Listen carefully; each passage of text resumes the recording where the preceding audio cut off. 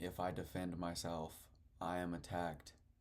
If you defend yourself, you are attacked. What's good, fam? Today we will be studying lesson 135 of A Course in Miracles. This is a very in-depth lesson, so we're going to break it down today, and it may hurt somebody's ego if they're currently identified with the ego. So let's just beware of that.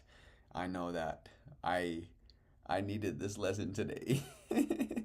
So let's go ahead and dive straight in. Go ahead and pull out the book. And if you don't got the book yet, the PDF is in the description. Let's go ahead and begin. Lesson 135. If I defend myself, I am attacked. Who would defend himself unless he thought he were attacked? That the attack were real, and that his own defense could save himself. And herein lies the folly of defense. It gives illusions full reality, and then attempts to handle them as real. It adds illusions to illusions, thus making correction doubtly difficult. And it is this you do when you attempt to plan the future, activate the past, or organize the present as you wish. So I want to begin by saying the beginning of this paragraph stated, who would defend himself unless he thought he were attacked? That attack were real, and that his own defense could save himself. So whenever it states who would defend himself unless he thought he were attacked, remember there are two parts of everyone. If you really want to sum it up, one is real, one is not really there. One is what God created, one is what the ego is, what we are, is the ego, we can call the ego. It is what we made. It is love, fear. It is what is not. We went through this plenty of times before, but those are what it boils down to. Who are we being in every single given moment? Now, whenever you are identifying with who you really are, you are invulnerable to anything that this world may present to you. And you know that because you understand you are not this body. You are love and light. You are free. You are infinite, omnipresent, eternal. You are all those amazing attributes that you would give to God. You share those attributes because you were created in the image of who you call God. We were created in the image of our Creator. And whenever we wander off and we are being this tiny little self that we think is us, we think we're this body who is better than or not enough, doesn't have enough, is lacking, gets jealous, gets envy, gets irritated, frustrated, all those illusions, all those emotions that are indicating to us, letting us know that we are identified with something that is not really there. Whenever we are being this ego self, that is who needs to defend itself, because you only need to defend yourself whenever you believe that you are threatened in any way. Truth cannot be threatened. Who you really are cannot be threatened because it just is. It needs no belief. That is just who you are and how things work. Now, the ego, since it is a false image and a false belief, whenever we are identifying with the body, that is a false belief. And that does need defense because it is based on nothing.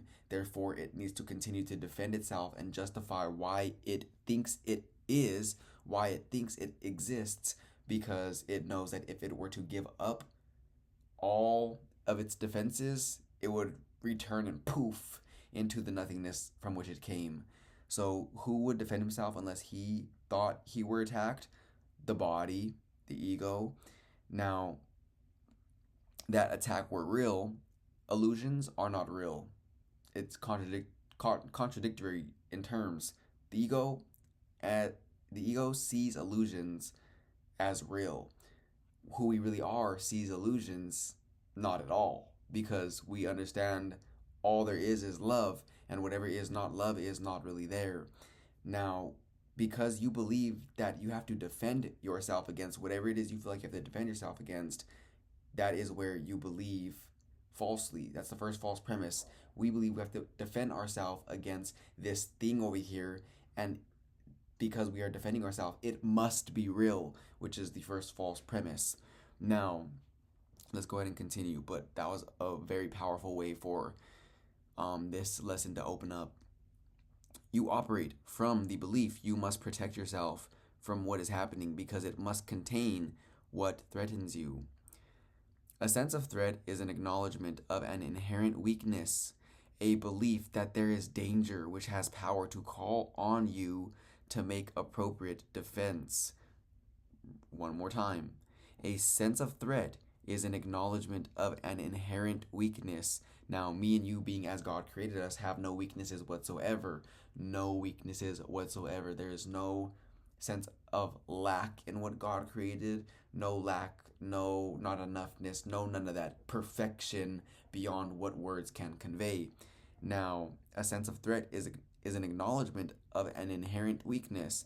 Now, it would be illogical and foolish for us to believe that we have an inherent weakness when we are in our right minds, because being in our right mind is the belief, not the belief, but being in our right mind is the fact that there is no weakness. Our right mind is healed and whole, and as God created it. But a sense of threat is an acknowledgement of an inherent weakness to the ego, because the ego has many weaknesses, because it is not based on nothing. It is false. There is so many weaknesses, meaning whenever you feel like you're weak in any spot or aspect of your world or life, or feel threatened, those are aspects of yourself with the small s that the Course likes to use, who you think you are. Those are aspects of who you think you are that you think really exist, and they don't. And me and you are here to dispel that belief system in this moment, because it is unnecessary. Me and you, again, one more time, are perfection beyond what words can convey. The world is based on this insane belief, and all its structures, all its thoughts and doubts, its penalties and heavy armaments, its legal definitions and its codes, its ethics and its leaders and its gods, all serve but to preserve its sense of threat. For no one walks the world in armature, but must have terror striking at his heart. Now, that's a very powerful line. One more time. For no one walks the world in armature, but must have terror striking at his heart. Meaning, if somebody is walking around and they have this armor up, this shield up, nothing physical we're talking about. We're talking about that mental state of mind where you just have to defend yourself against everything and everyone. It feels like you are surrounded by shields. Now, this includes me and you. Whenever we feel like we are armored up to protect ourselves from whatever comes our way, it just shows that we must have terror striking at our heart, because we believe that we are going to get attacked by something outside of us. Now, I'm sure in this moment, me and you are in our right mind, so we are comprehending the truth of everything we're discussing so far, and we are remembering, more importantly, the truth of who we really are, and understand that we are invulnerable to attack, because attack is not really real. It is of our own making. Remember, the only thing that you could be hurt by is your own thoughts. The only thing that you need to protect yourself against is your own attack thoughts. But there is nothing in this world that could ever attack you, because you are not the body. You are free. Now, whenever we take a look at an individual who is armored up, not again physically, but in their mind, they have all this armor and shield held around them, and they believe that they are going to be striked and attacked from every angle. Whenever we feel like we are going to be attacked, it boils down to one simple thing. We believe that one of our projections is going to come back and attack us. Now, let me explain, although we've covered this many times before.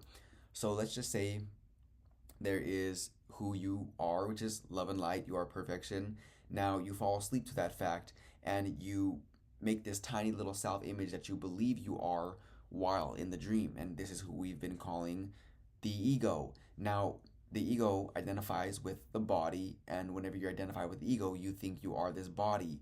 Now, unknowingly, what we are doing at all moments in time is either one, extending, meaning the only thing you could extend is what you have to give. I'm sure we agree on that.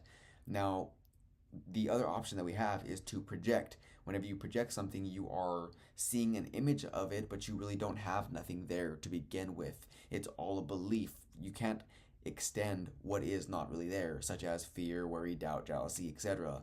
Those types of things can be projected though, but you can never really give them in truth. They are just projections of your own making. Now, whenever we project unknowingly, and again we are doing this unknowingly, we are basically saying that person over there is getting more than what they should. That person over there is looking at me like this. They think this about me. This person is going to not make it. They're not going to be successful, or that person, whatever it may be. All these little thoughts are thoughts of the ego, and because those thoughts are somewhere within your mind, and while identifying with the ego, you don't want to agree with that fact because you don't even want to be made aware of it. You project them outside of yourself. So now you feel, I'm not the problem. I'm not these type of things. I am I'm good. I'm perfect. I know it all. Are some of the things that the ego says. And again, although this is happening beneath the surface of our awareness, this is what's going on. So now we believe that we're chilling, we're good. But the only problem with believing that all the problem is outside of us is now we believe we have to protect ourselves from our belief systems that we projected out there. We fear that they are going to come back and attack us, and we believe that they are going to lift the veil on who we think we are. Now, all of this is very interesting because you have to have practiced this and heard this information enough times to understand what was just said, which I'm sure me and you do here today. But if somebody identifying with the ego were to hear this off the rip, this information right here is very triggering, meaning you're being told that your whole life was based off of false evidence. The person identifying with the ego is being told that their whole life was a lie, that their belief system is completely false based on nothing that is of value.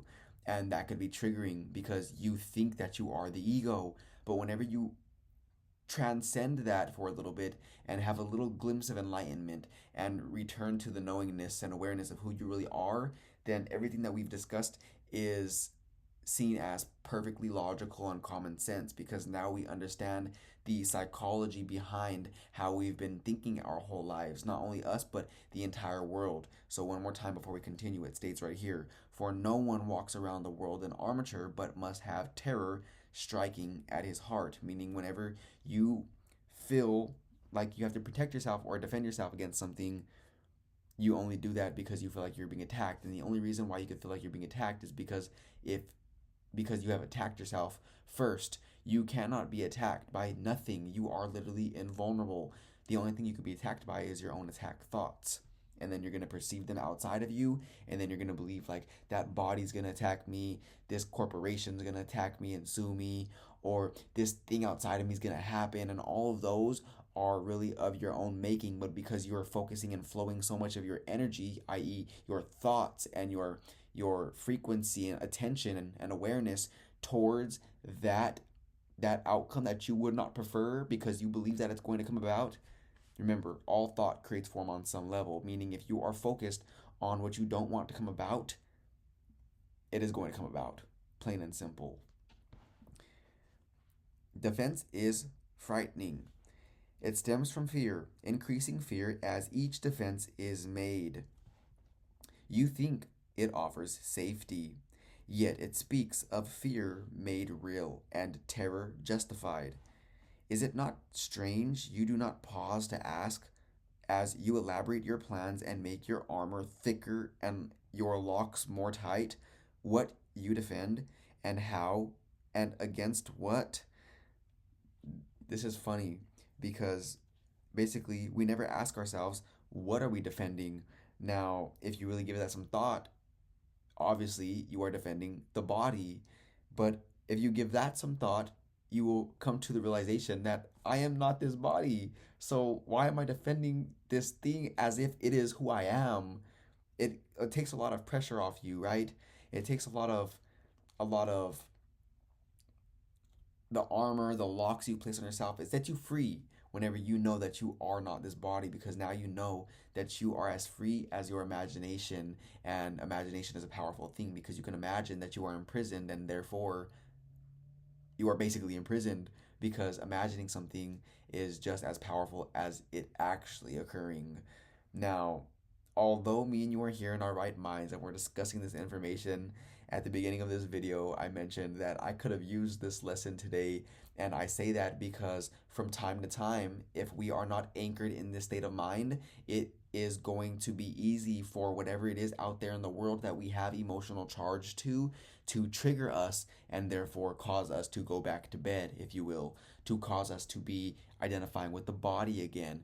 And all of those insecure thoughts begin to pop up, causing us to identify with the ego. And then this person says something to you that triggers you, and it pushes one of your buttons, and you get angry, and you defend yourself, and you put up that thick armor trying to make it seem like everything's okay.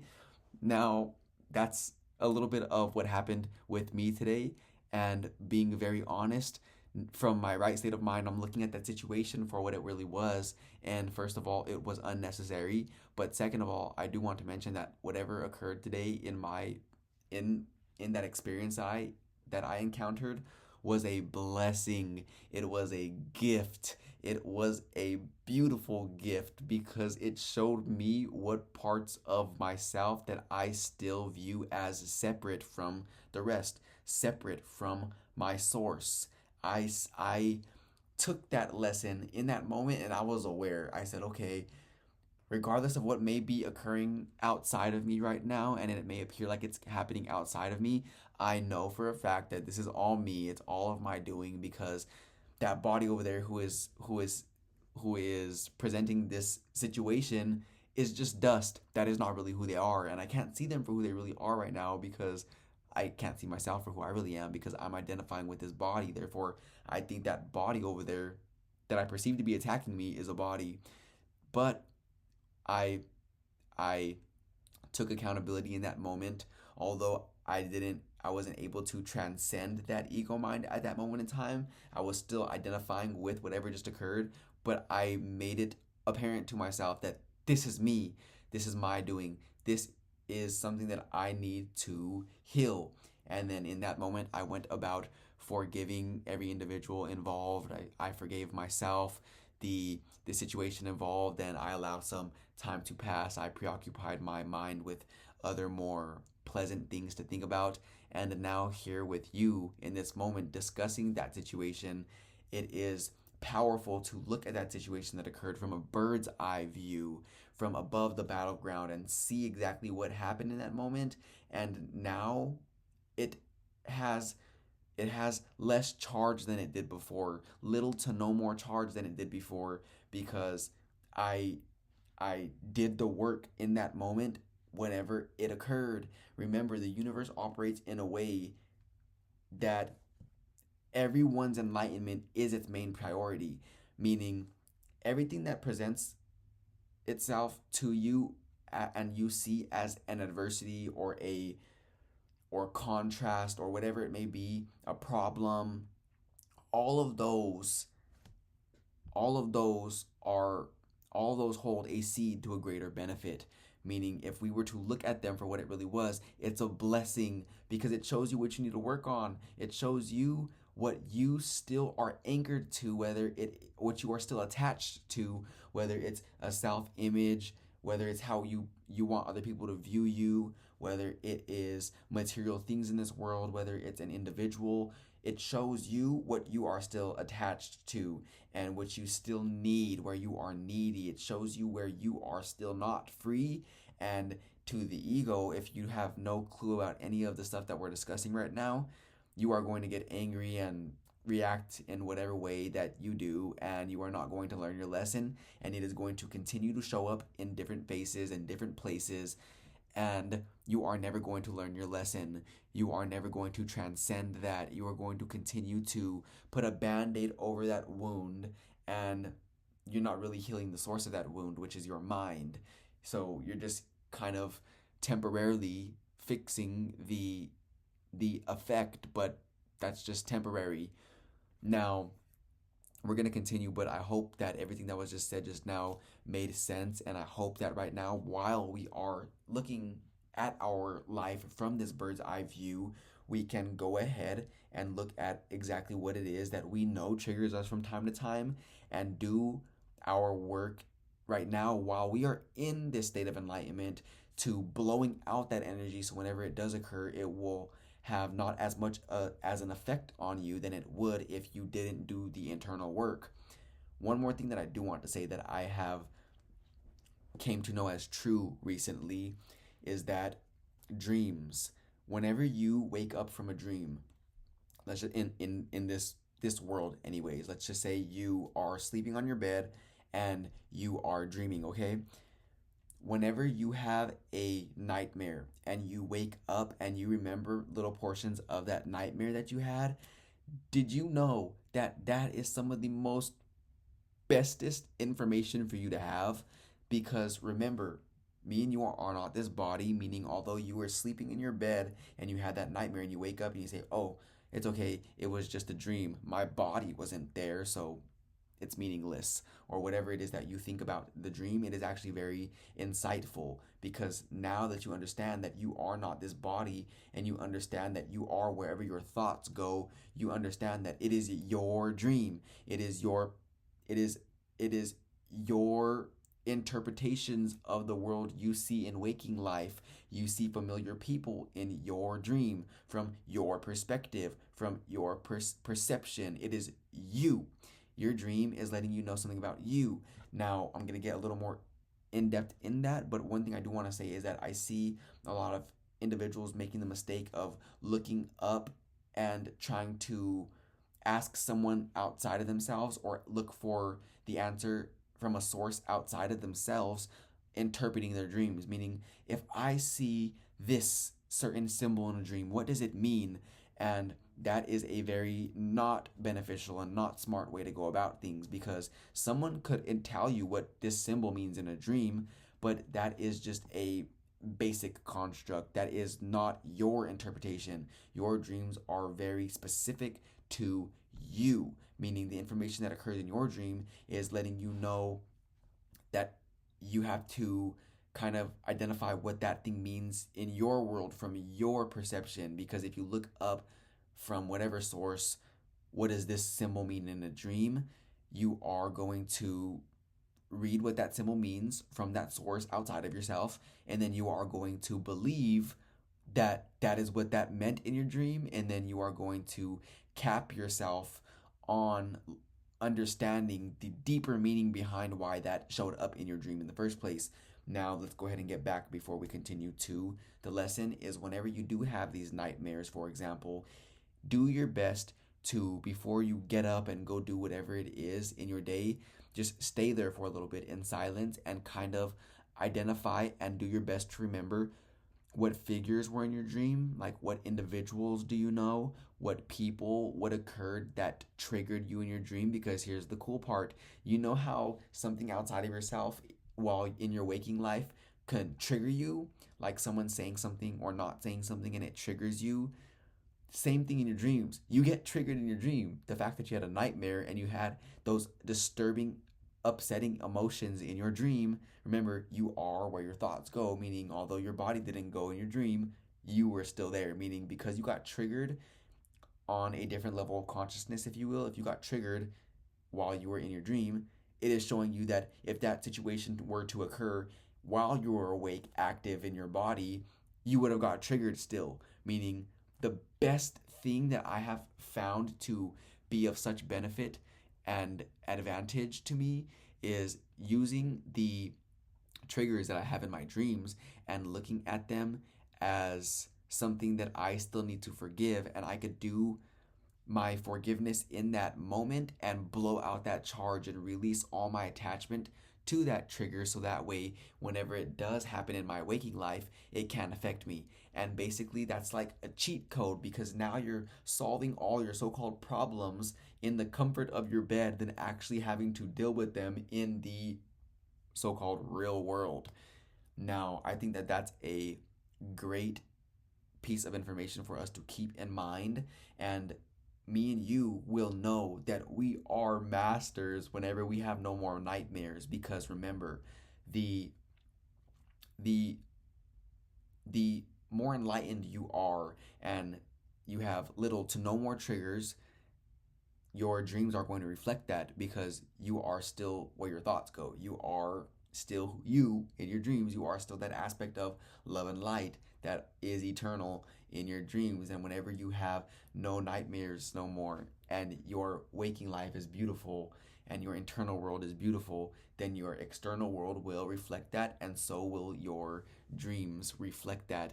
And one more thing I do want to say, since we are on the topic of dreams, and because we are using this information to our advantage, it is also a benefit to know that the more aware you become in your waking life, like we are doing right now, the more easier it is to become aware in your dream. So now whenever you're sleeping, you can do what you've heard of as lucid dreaming. You can become aware of being awake in your dream, and then when you practice that, you can get to the point where you can actually control what happens in that dream. And now, a cool little fun topic that we could discuss later as we go deeper in these lessons is, whenever you get to that point where you can control consciously what happens in your dream, you can do things in your dream that you would like to do in your waking life, and test drive them, so to speak, in your dream, and learn all the inner workings, if you will, of that experience, and see, you will experience in the dream what it is that could be tweaked and fine-tuned, and really fine-tune what exactly it really is you want while obtaining it in your dream. So that way, whenever it comes about in reality, you're already one, used to it. Therefore, that is why it came about in your waking life to begin with, because all of your attention, thought creates form on some level. Meaning, if you're giving thought to something in your dream and you're doing it deliberately, then you are still creating form. You never cease to create at all. Even whenever it appears like your body is sleeping, you never cease to create. And knowing what we just discussed right now is very powerful. This is nothing that the course mentions, but that is just some of my 2 cents I wanted to throw in that has been of a great advantage to me. And we will go ahead and discuss that further as we do advance in the lessons. But for now, let's go ahead and get back to today's lesson. It must be something that is very weak and easily assaulted. One more time. It is not strange you do not pause to ask, as you elaborate your plans and make your armor thicker and your locks more tight, what you defend and how and what and against what. Let us consider first what you defend. It must be something that is very weak and easily assaulted, which is the body. Body is very weak, easily assaulted. Ego, very weak, easily assaulted. Who we think we are, very weak and easily assaulted. It must be something made easy. It must be something made easy prey, unable to protect itself and needing your defense, which is the body. Easy prey, unable to protect itself. It is dust. It is an illusion based on no solid foundation, based on nothing. What but the body has such frailty that constant care and watchful, deep concern are needed to protect its little life. Nothing. Just the body. That's it. What but the body falters and must fail to serve the Son of God as a worthy host? Nothing. Only the body. And let's be glad right now that we are not this body. Yet it is not the body that can fear, nor be a thing of fear. Now this is powerful. Yet it is not the body that can fear. Remember, the body is meaningless. It is neutral. The body cannot be in a state of fear. Saying the body could be in a state of fear is like saying this highlighter could be in a state of fear. Think about that for a little bit. This highlighter could be in a state of fear. Pretty insane, right? This water bottle could be in a state of fear. No, that is furthest from the truth, and that is illogical. Same thing with the body. The body is made up of the same material as this. The body is not who you are. It is a bag of dust that is temporary. So let's consider it dust right now, because time really is not real. It is our own making. We are not outside of time. Time is within our belief system. It is not outside of us, because whatever is outside of you is capable of inflicting something into your life without your will. And that is just not so, because you were created in the mind of God.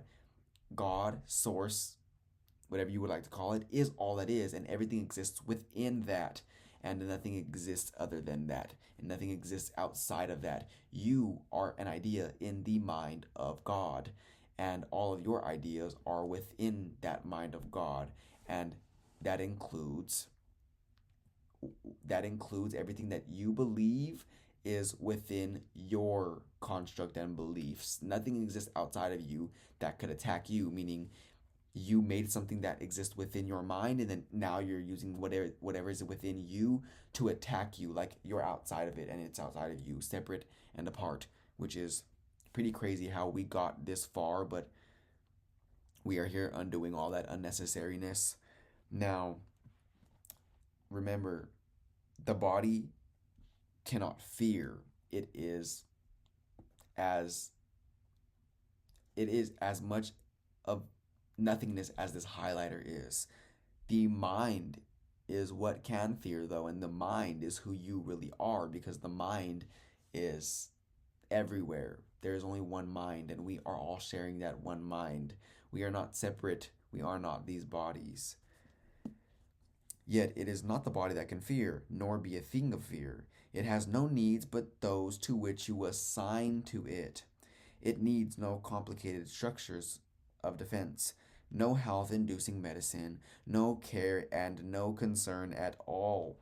Defend its life, or give it gifts to make it beautiful, or walls to make it safe. And you but say your home is open to the thief of time, corruptible and crumbling, so unsafe it must be guarded with your very life. Now this is powerful, because we all do this to a certain extent, and it's important to be aware of when we're doing it, so we can no longer do that, because it is unnecessary. It states right here, the body has no needs but those which you assign to it. It needs no complicated structures of defense, no health-inducing medicine, no care, no concerns at all. Defend its life, and you are making whatever it is that you feel like you need to defend it against real. Although it is not real, in your belief system, you're making it real. Or give it gifts to make it beautiful. Same thing, you believe that you are the body by making the body beautiful. It is not who you are. It is, again, not who you are. And one more thing to mention right here, it states, is put up walls to make it safe. And again, you are not the body. You need put up no defense, no armor. You are so free that right now, while we are interpreting with these ears, it is going to be hard for us to find any amount of words or string of words to convey how free you really are. It's an experience, and me and you here together are doing the best to convey that message with words. However, words won't cut it, because again, it is an experience that you have to have, and I'm sure you are having that experience with me right now, feeling the freeness of who you really are, knowing that you are not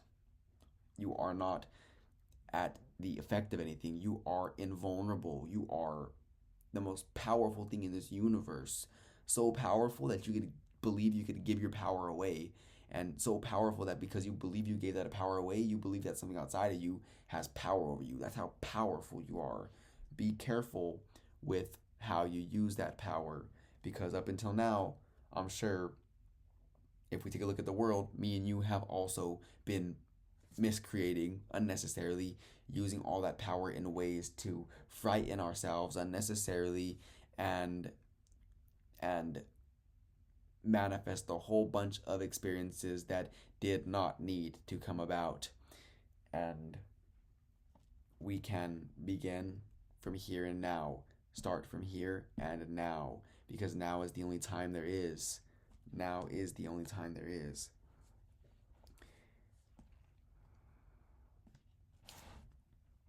Is not this picture fearful? Can you be at peace with such a concept of your home? Yet, what endowed the body with the right to serve you, thus accept your own belief? It is your mind which gave the body all the functions that you see in it, and set its value far beyond a little pile of dust and water. Who would make defense of something that he recognized as this? The body is in need of no defense. This cannot be too often emphasized. It will be strong and healthy if the mind does not abuse it by assigning it to roles it cannot fill, to purposes beyond its scope, and to exalt aims which it cannot accomplish. Such attempts, ridiculous yet deeply cherished, are the sources for the many mad attacks you make upon it, for it seems to fail your hopes, your needs, your values, and your dreams. The self with the small s, i.e., who we think we are, the ego that needs protection, is not real. The self that needs protection is not real, because remember, you are invulnerable and need no protection, because there is nothing to protect yourself from, because all that is love. Very plain and simple. Now, the self, i.e., the body, i.e., the ego, i.e., who me and you think we are whenever we are not really thinking, needs no protection. It is not real. The body, valueless and hardly worth the least defense, need merely be perceived as quite apart from you, and it becomes a healthy, serviceable instrument through which the mind can operate until its usefulness is over. Who would want to keep it when its usefulness is done?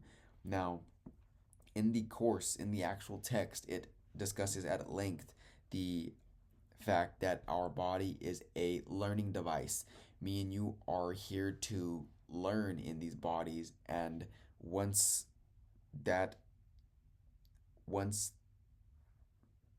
it states right here, once its usefulness is over, what's the purpose for it? Defend the body and you have attacked your mind. Powerful. One more time. Defend the body and you have attacked your mind. For you have seen it in its fault. You have seen it, the faults, the weaknesses, the limits, and the lacks from which you think the body must be saved. You will not see the mind as separate from bodily conditions, and you will impose upon the body all the pain that comes from the conception of the mind as limited and fragile, and apart from other minds and separate from its source. Now, I just had a powerful analogy come to my mind. So let's just say you're playing a video game, okay? Whatever video game. Think of whatever one where you are in control of a character. Let's just use GTA, for example, if you are aware of that video game. Whenever you are playing GTA and you're controlling Franklin, one of the characters, think about how insane it would be if Franklin got ran over or someone punched Franklin in the video game and you believe that you, controlling Franklin, got attacked. You, the controller of the character, and let's just say something happens to the character, and now you're over here insanely believing that you need to defend yourself in real life. You feel like you are the one who got punched. You feel like you are the one who got attacked and who someone said something bad to, and all these insane thoughts. I hope that analogy made sense, but basically it would be pretty insane for you, the person on the controller, to identify yourself with the character you are controlling. Now, that's kind of what's happening whenever me and you think we are this body. Remember, me and you are mind. And it states right here, you will not see the mind as separate from bodily conditions. Your mind is who you really are.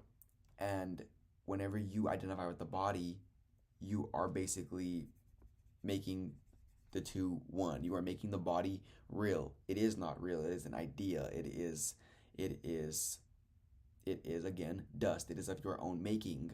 But because you are identifying with the body, that is when all fear begins to arise. Because whenever you believe that you are this tiny little body, of course there's going to be fear that arises because you perceive a fearful world. Whenever you know who you really are, though, there is nothing to fear, and you know that as true. These are the thoughts in need of healing, and the body will respond with health when they have been corrected and replaced with truth. Powerful, one more time. These are the thoughts in need of healing, and the body will respond with health when they have been corrected and replaced with truth. So anytime our bodies are sick, that is only as a result of having a sick mind. And whenever these thoughts are healed, the body will respond with health because those thoughts have been corrected and replaced with truth. This is the body's only real defense. Yet, is this where you look for its defense? You offer it protection of a kind from which it gains no benefit at all, but merely adds your distress of mind. You do not heal, but merely take away the hope of healing, for you fail to see where hope must lie if it be meaningful. A healed mind does not plan. It carries out the plans that it receives through listening to wisdom that is not its own. It waits until it has been taught what should be done, and then proceeds to do it. It does not depend upon itself for anything except its adequacy to fulfill the plans assigned to it. It is secure in certainty that obstacles cannot impede its progress to accomplishment of any goal that serves the greater plan established for the good of everyone. I'm going to read that one more time, but listen to the powerfulness of that statement. It does not depend upon itself for anything except its adequacy to fulfill the plans assigned to it. It is secure in certainty that obstacles cannot impede its progress to accomplishment of any goal that serves the greater plan established for the good of everyone. Remember, the universe operates in a way that the good of everyone is its main priority, which means that whenever you have those little ego goals, whenever you're identifying with the body and you're saying, I want this, I want this, I want that, and you are the only one, you are the only one being benefited by it, you are wishful thinking, or it's going to take a lot of unnecessary effort for you to go about and get whatever it is that you, the ego, think you want. But whenever you are aligned with what is in the greater good for all that is, then things will begin to occur naturally with no effort on your part whatsoever. And that is a great spot to be at, because now all of your needs are met and you are doing so in a way where no one else is being taken from and everyone is being benefited as a result of you benefiting. So this is some powerful stuff, like always. A healed mind is relieved of the belief that it must plan, although it cannot know the outcome which is best, the means by which it is achieved, nor how to recognize the problem that the plan is made to solve. It must misuse the body in its plans until it recognizes this is so. But when it has accepted this is true, then is it healed and lets the body go. Enslavement of the body to the plans the unhealed mind sets up to save itself must make the body sick.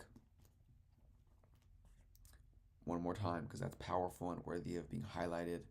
Enslavement of the body to the plans the unhealed mind, i.e. the ego, the unhealed mind sets up to save itself must make the body sick. So whenever you are identifying with the ego and you are basically in that moment the unhealed mind that is being mentioned right now, and you are setting up plans to save yourself, the ego is setting up plans to save itself from whatever it believes that it needs to be saved from. That is how you make the body sick, because you are going against the grain. Because the ego only makes plans that is in its own best interest. It knows that, and it thinks that it's making plans that are in its own best interest. Whenever we are identifying with the body and the ego and think we know what's in our own best interest, we can stop right there and do the lesson, one of the earlier lessons, which is, I do not know what is in my own best interest. I think I would like blank and blank and blank to occur, but I do not know what is in my own best interest. This is why the lessons that we are doing are so powerful, and they are going to require more than saying it one time a day. These lessons are going to require us to continuously come back and back and back and forth and back and forth until it is no longer needed, where we get to the point of mastery of our internal world, of mastery of being in our right state of mind. But until that point, we are going to definitely need to go revisit those earlier lessons, because although me and you have discussed a lot since then, those earlier lessons are the foundation for unlearning everything that we have learned in this world that is false. That belief system that is based on nothing is what me and you are in the process of dismantling. But it is going to require lots of repetition in order to make that possible. So let's just remember that repetition is something me and you cannot get tired of, because it is necessary in order for us to undo all those illusions and get to the point where we have no more triggers. Repetition is necessary. Practice is necessary. It is not free to be the means of helping in a plan which far exceeds its own protection and which needs its service for a little while. In this capacity is health assured, for everything the mind employs for this will function flawlessly and with the strength that has been given it and cannot fail. It is perhaps not easy to perceive that self-initiated plans are but defenses, with the purpose all of them were made to realize. They are the means by which a frightened mind would undertake its own protection at the cost of truth. One more time, anytime we are setting up plans and we are doing so while identified with the body and the ego, those plans are means by which the frightened mind would undertake its own protection at the cost of understanding its invulnerability. This is not difficult to realize in some forms which these self-deceptions take, where the denial of reality is very obvious. Yet planning is not often recognized as a defense. Me and you, again, think we know what's in our own best interest, and me and you have to continuously remind ourselves that we don't. Whenever we are in our right minds and our minds are not cluttered by all those plans we think we need to accomplish, then our minds will be cleared and receptive to the information guiding us to what we should really do, what would be in the best interest for ourselves and for all that is. The mind engaged in planning for itself is occupied in setting up control of future happenings. It does not think that it will be provided for unless it makes its own provisions. Powerful. One more time. The mind engaged in planning for itself, which is the ego, the body, who we think we are from time to time, is occupied in setting up control of future happenings. It does not think that it will be provided for, which is why it's doing all the planning, because it thinks that it needs to go out and make something happen and get it and provide for itself. it does not think it will be provided for unless it makes its own provisions. Now, me and you knowing who our Father is, me and you knowing who God is, me and you knowing who our source is, and me and you knowing that we are sustained by the love of God, meaning we will always be provided for, always, always, always. Needs will be met, and not only will they be met, but they will exceed what you thought they should have been. This is why planning, you have to be very careful with, because even planning something as little as, I want this to happen, I think this should happen, and let's just say you get that outcome, okay? Cool. No big deal. You wanted this to happen and it happened. Did you know that if you didn't get in your own way by planning what you thought should have been, something much greater could have took its place, but because you focused and decided, that word side, you have cut off every single other option that is possible, and you said, this is what I want. Now there is no room for the Holy Spirit, if you will, or God to enter your mind and guide you on a route that could have been different and much more beneficial for you and all that is, because you thought that this was in your own best interest, and therefore you took that route, because nobody does anything that they don't believe will be in their own best interest. We are motivated by doing what we believe is right. And whenever we understand that we don't know what we don't know, and we understand and repeat, I do not know what anything is for, I do not understand anything I see, this is where those earlier lessons play a big role in our thought system that we are remembering today. In the thought system that we are dismantling, these earlier thoughts and lessons play a very big role, because now me and you understand that we don't know what anything is for. And we can say, although this is what I'm planning right now based off of what I know on my radar screen, I'm not going to cut off any opportunities or any other ways that may present themselves.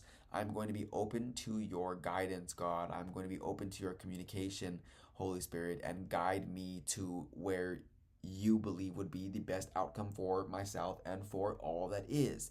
And if this just so happens to be the sign that you gave me, then I will go ahead and take it. But I am letting you know right now, God. I'm letting you know right now, Holy Spirit. I'm letting you know right now, higher self. I'm letting you know right now who I really am, which is the light of the world. I'm letting you know right now that I am open for other options. So just know that. If you say something as little as that, that's powerful, because now you are making it known that you are willing to do something other than what you think is the right way. You are willing for something else. Nothing could be inserted in your life without your will. Whenever you let God know you are willing for another option, that other option can be presented to you, because you haven't decided that this is the way. You are willing to experience something that you may not have known of before.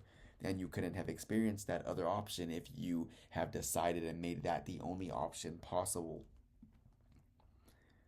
Time becomes a future emphasis to be controlled by learning and experience obtained from past events and previous beliefs. It overlooks the present, for it rests on the idea the past has taught, enough to let the mind direct its future course. The mind that plans is thus refusing to allow for change, what we just discussed just now. The mind that plans is thus refusing to allow for change. What it has learned before becomes the basis for its future goals. That is so true. What me and you have learned in the past becomes our basis for our future goals and what we plan. And that is just such a limited perspective of what we are basing our knowledge off of. Its past experience directs its choice of what will happen. One more time. Its past experience directs its choice of what will happen. Me and you, our past experience directs our choice of what will happen. And it does not see that here and now is everything it needs to guarantee a future quite unlike the past, without a continuity of any old ideas and sick beliefs. Anticipation plays no part at all, for present confidence directs the way. Here and now, in this very instant, in this nanosecond, in this instant, in this moment, in this very instant, is where all our guidance is, and we can be led to making decisions right now that are going to promise a way better future in this world in time for us and everyone around if we were to follow that guidance. Because remember, the universe operates in a way where everyone's enlightenment and the good for all that is to be brought up. That is the universe's number one priority, if you will, where everyone removes all their triggers, everyone wakes up, no one has no triggers, everyone is whole and their mind is holy. It is undivided, it is one, unified, and that is the goal. That is God's will, and it is already done.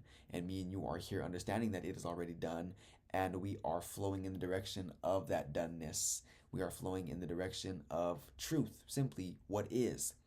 Now, most people make decisions, including ourselves, based off of our past experiences, and we are making decisions now to avoid experiencing something like we did in the past, which is kind of insane, which is kind of funny if you think about it, because we are using our past experiences to as the basis for us to make decisions, and then now those decisions we make are primarily motivated on avoiding what we've experienced in the past, and it's kind of like an unnecessary loophole. It's a hamster wheel. You are going nowhere. It is a treadmill. You think you're running 85 miles per hour.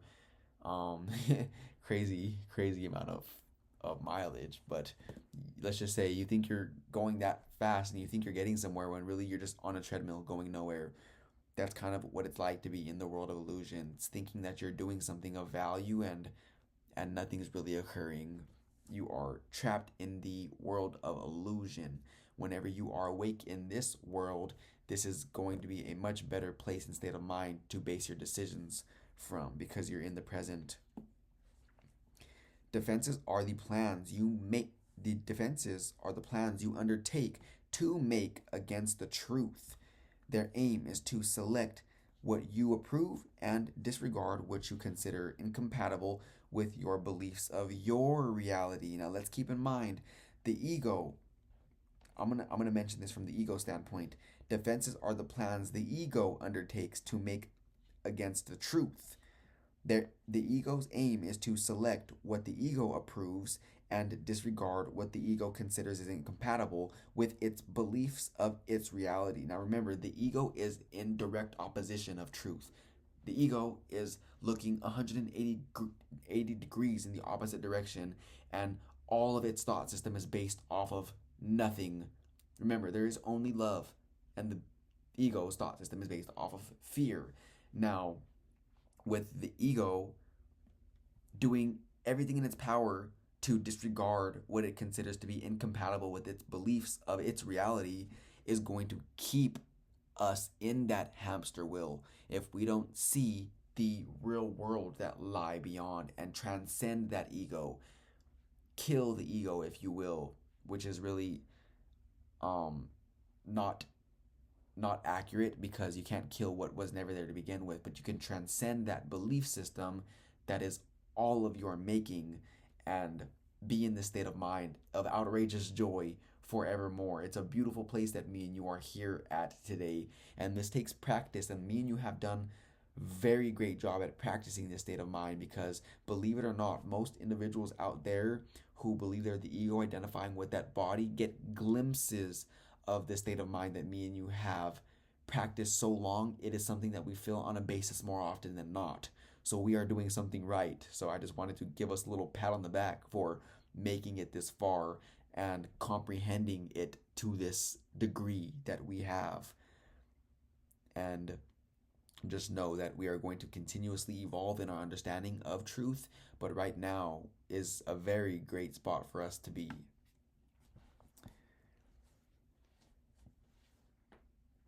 Yet what remains is meaningless indeed, for it is your reality that is the threat which your defenses would attack, obscure, and take apart and crucify. What could you not accept if you but knew that everything that happens, all events, past, present, and to come, are gently planned by one whose only purpose is your good?